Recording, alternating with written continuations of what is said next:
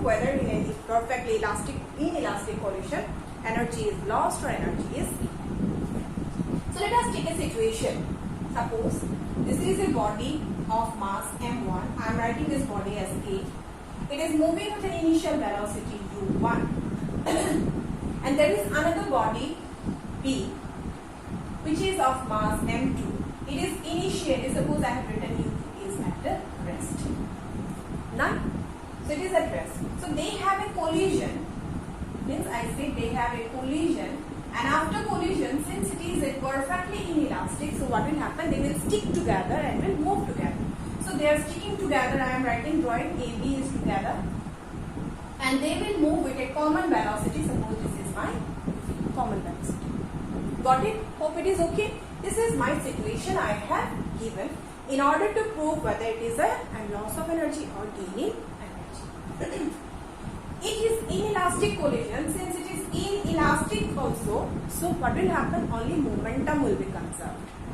So if I talk about momentum conservation rule, I have to write momentum before collision must be equal to momentum after collision. So mass of the body after collision will be m1 plus m2 because they are sticking together. They are moving with a velocity v. But initially, if I talk about by, I am writing conservation of momentum. Sorry. What I can write m1 u1 plus m2 because the body is at rest, so it will be 0. It will be equals to m1 plus m2 into v. So I can write from here v will be equals to m1 u1 divided by m1 plus m2. So this is the common velocity with which the body will move after the collision. Got it? So now we will try to find out what is the kinetic energy before collision, what is the kinetic energy after collision. So I want to find kinetic energy, so I am writing K initial. So it will be half of m1 u1 squared plus second term will obviously not come. Similarly, if I want to find final kinetic energy, what I have to write? I have to write half of final what happened? Both the masses are together, so it will be m1 plus m2. Then velocity square will be there. So this velocity is what? This one also substitute the value. When I substitute it, I will get half of I will get m1 squared u1 squared divided by m1 plus m2. So this is my final kinetic energy and this is my initial kinetic energy. I got this relation. Now let us divide these two. What I am going to do, I am going to divide this two. Means I will write K final divided by K initial. Final is what? Half of m1 u1 both are squared divided by m1 plus m2. Initial is half of m1 u1 squared. Half will cancel out. m1 1 will go, u1 will go. Like that. So what is the left out? It will be m1 divided by m1 plus 2. Now from this particular data, whatever I got the ratio means K final divided by K initial, I can conclude since m1 is less than m1 plus m2, therefore what will happen? K initial will be greater than K final. So that one I have proved that in case of a perfectly inelastic collision, what will happen? There will be obviously loss of kinetic energy in the process. So that is my first topic I have covered. So how we have calculated? We have drawn a situation. In that situation, we have considered two bodies. Second body is at rest. First body is moving. Then after the collision, what happened? They will stick together. They will be together and they will move together with a common velocity. We have calculated the common velocity. Then found the initial velocity. Initial kinetic energy. Then final kinetic energy. Divided it. We got the relation. Okay, hope the topic is okay and you can also derive if you remember the steps. Now next comes my next topic. First topic is over. My next topic, that is coefficient of restitution. Actually, this will give us the degree of impact, means how much after the collision what happened to the body. Actually, this is a ratio which is said that it is ratio of velocity of separation divided by velocity of approach.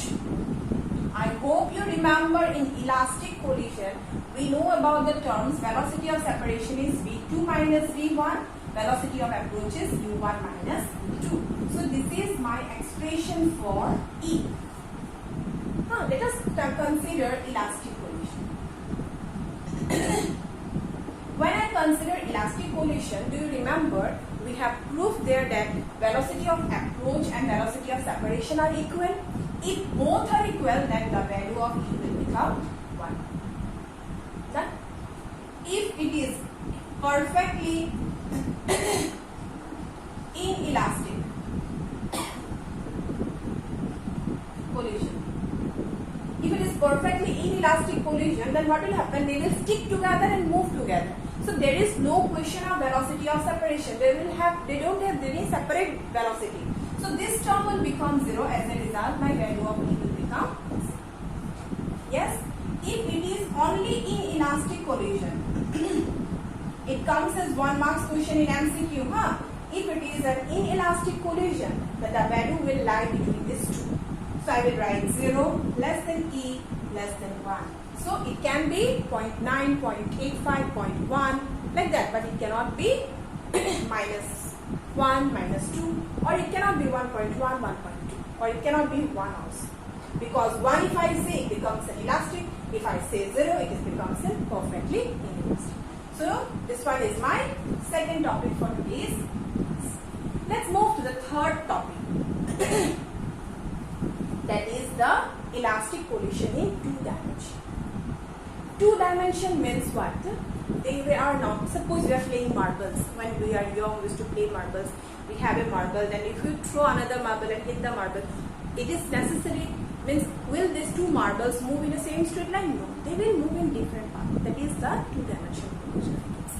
So let us consider here, this is again a body of mass m1 moving with an initial velocity u1. Let us consider this to be E. We have another body B, mass m2, which is initially at rest. They have collided, and after the collision, so this is my straight line. So they are not moving in a straight line. What happened after collision? One move in this direction. Suppose this is my m1. Another move in this direction. This is my m2. Don't get confused. It is my assumption. So this is, it is making an angle θ1. This is making an angle θ. So when it moves here, we don't know the velocity. So let us write v1. Let us write v2. See, there are 4 variables here. We don't know at what angle it will go. We also don't know with what velocity after the collision it will have. So there are 4 variables, θ1, θ2, v1 and v2. Now think of elastic collision. If it is an elastic, what happens? Momentum is also conserved, kinetic energy is also conserved. So now my question is, for this body, if I ask you what is the momentum, you will tell me, ma'am, it is m1 v1. Okay, done. Momentum is a vector or a scalar? It's a vector quantity. Since it is a vector quantity, so if I say this momentum is p1 and this momentum is p2, got it? Then this momentum p1 is making an angle θ1 with what? With the horizontal line. So we can resolve this p1 into 2 components, p1 cos of θ1. So one will be above, that is p1 sine of θ. Similarly, p2 also we can resolve it into p2 cos of θ2, and another one below, it will be p2 sine of θ. We got this relation in this way. Hope it is okay. So this part is before collision and this part is my after collision. Now here what happened, when we have proved, used the law of conservation of momentum, there directly, since it is one dimension case, we have used. But since here we have 2 momentum, one in the horizontal, one in the vertical axis, so we have to write momentum conservation for both the axes.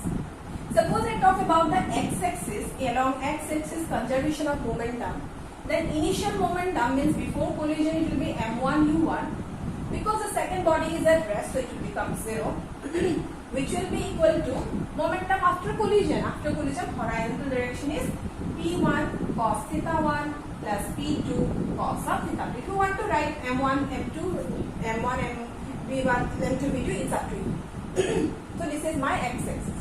Now if I talk about y-axis, what I can write?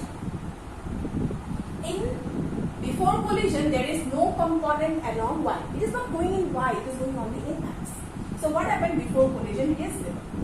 And after collision, what I observed, there are two components. One is this, one is this.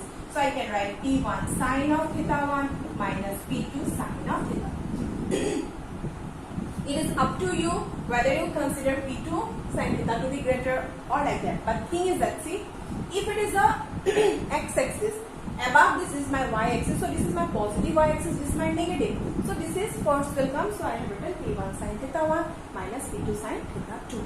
So hope these two equations are okay to all of you. Now comes, already we have used the conservation of moment. It's an elastic collision, so energy will also be conserved. Now the question is, energy is a vector or a scalar? Energy is, what is that? Energy is a scalar quantity. So no component will be there. So before collision, if I write kinetic energy, I will write half of m1 u1 square will be equal to after collision half of m1 v1 square plus half of m2 v2 square.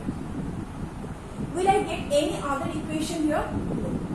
So how many equations we got to solve this? I have 3 equations in my hand, but how many variables are there? 4 variables.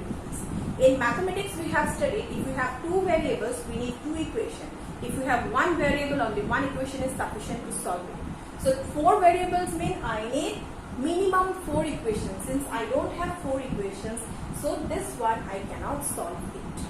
But if it is a numerical form, in your exam it comes, they will say either theta 1, because they will say that one body makes an angle 90 degrees with the original direction. So obviously one value will be given, then the other it is easy. 3 values will be what variable?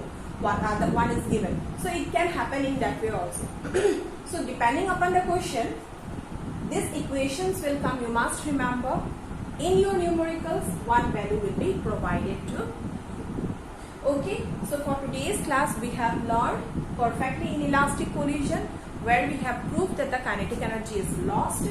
Then we have derived, or we have discussed the concept of coefficient of restitution, where we got that for elastic it is 1, for perfectly inelastic it is 0, and if it is an elastic then it lies between 0 and 1. And the last topic that I discussed with you is elastic collision in 2 dimensions. And only one topic is left from this chapter, that is motion in a vertical circle. Okay then, till then, thank you, have a nice day ahead.